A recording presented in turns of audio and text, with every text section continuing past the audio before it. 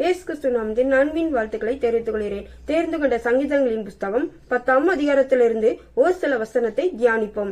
துன்மார்க்கன் தன் பெருமையினால் சிறுமைப்பட்டவனை கடூரமாய் துன்பப்படுத்துகிறான். துன்மார்க்கன் தன் உள்ளம் இச்சித்ததை பெற்றதினால் பெருமை பாராட்டி பொருளை அபகரித்து தன்னைத்தான் போற்றி கர்த்தரை அசட்டை பண்ணுகிறான். துன்மார்க்கன் தன் கர்வத்தினால் தேவனை தேடான். அவன் நினைவுகளெல்லாம் தேவன் இல்லை என்பதே. அவன் வழிகள் எப்பொழுதும் கேடு உள்ளவைகள். உம்முடைய நியாய தீர்ப்புகள் அவன் பார்வைக்கு எட்டாமல் மிகவும் உயரமாய் இருக்கிறது. நான் அசைக்கப்படுவதில்லை, தலைமுறை தோறும் தீங்கு என்னை அணுகுவதில்லை என்று தன் இருதயத்தில் சொல்லிக் கொள்கிறான். கிறிஸ்துக்கள் பிரியமானவர்களே, நான் பார்க்கிறோம் துன்மார்க்குடைய நிலைமையை காட்டுகிறது. துன்மார்க்கன் எப்படிப்பட்ட சூழ்நிலையில் இருக்கிறான். தன் உள்ளம் இச்சித்ததை பெற்றுக் கொண்டதினால் அவன் பெருமை பாராட்டி தேவனை மறந்து தேவனை அசட்டை பண்ணுகிறவனாய் செயல்படுகிறான். நம்முடைய வாழ்க்கையிலும் எப்படிப்பட்ட சூழ்நிலை நம்ம காணப்படுறோம். ஒருவேளை தேவனிடமிருந்து நம்ம பெற்றிருக்கிற எந்த காரியமா இருந்தாலும் அந்த காரியத்துக்கு நம்மளாலதான் அந்த காரியம் நடைபெற்றதுன்னு சொல்லி இயேசுவால் ஒன்றுமில்லை அப்படின்னு சொல்லி நம்ம புறக்கணித்து தேவனை அசட்டை பண்ணுகிற விதத்தில் செயல்படுகிறோமா? துன்மார்க்கன் அப்படித்தான் செயல்படுகிறான். அசட்டை பண்ணுகிற காரியங்களில் அவன் ஈடுபட்டு கொண்டே இருக்கிறான். அவன் கர்வத்தினால் தேவனை தேடாமல் காணப்படுகிறான். அவன் நினைவுகள் எல்லாம் தேவன் இல்லை என்பது. நம்முடைய வாழ்க்கையிலும் தேவன் இருக்கிறார் என்று உணர்ந்து நம்முடைய வாழ்க்கையில் பயபக்தியோடு செயல்படும் போது தேவன் நம்மளோடு இருந்து வழி நடத்துவார்.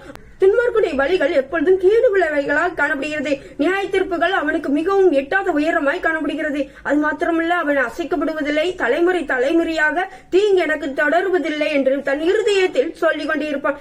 இப்படிப்பட்ட சூழ்நிலை துன்மார்க்கன் செயல்படும் போது அவன் வழிகள் எல்லாம் கேடு உள்ளவைகளால் காணப்படும். நம்முடைய வாழ்க்கையிலும் தேவனுடைய நியாய தீர்ப்பு அறிந்து அதன்படி செயல்படும் போது தேவன் நம்மளோடு இருந்து வழி நடத்துவார்.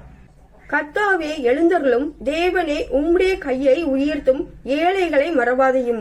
துன்மார்க்கன் தேவனை அசட்டை பண்ணி நீர் கேட்டு விசாரிப்பதில்லை என்று தன் இருதயத்தில் சொல்லிக் கொள்வானேன். பார்க்கிறோம், துன்மார்க்கன் தேவனை அசட்டை பண்ணி தெரிகிறான். தன்னை கேட்கறதுக்கு ஆள்ன்னு சொல்லி தன் இருதயத்திலே அகங்கரமாய் செயல்படுவான். நம்முடைய இருதயத்தையும் கவனமாக செயல்படுவோம். கர்த்தாவே சிறுமைப்பட்டவர்களே வேண்டுதலை கேட்டிருக்கிறீர், அவர்கள் இருதயத்திரை ஸ்திரப்படுத்துவீர். மண்ணான மனுஷனினி பலவந்தம் செய்ய தொடராதபடிக்கு தேவரி திக்கற்ற பிள்ளைகளுக்கும் ஒடுக்கப்பட்டவர்களுக்கும் நீதி செய்ய உம்முடைய செவிகளை சாய்த்துக் கொள்வீர். இங்க பார்க்கிறோம், சிறுமைப்பட்டவருடைய வேண்டுதலை கேட்கிற தேவனாக உங்களுடைய வாழ்க்கையில் கடந்து வருவார்.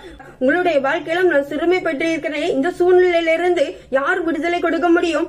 என்னுடைய சிறுமையை கேட்க மாட்டாரா அப்படின்னு சொல்லி அங்கலாய்த்து காணப்படும் போது தேவன் கடந்து வந்து உங்களுக்கு கிரியை செய்வார். அது மாத்திரமல்ல, திக்கற்ற பிள்ளைகளுக்கும் ஒடுக்கப்பட்டவர்களுக்கும் நீதி செய்ய தேவனுடைய சேவையை சாய்க்கிறவராய் செயல்படுவார். உங்களுடைய வாழ்க்கையில் தேவனை மாத்திரம் நீங்கள் உறுதியாய் பிடித்திருக்கும் போது தேவன் பதில் கொடுக்க வல்லவர்.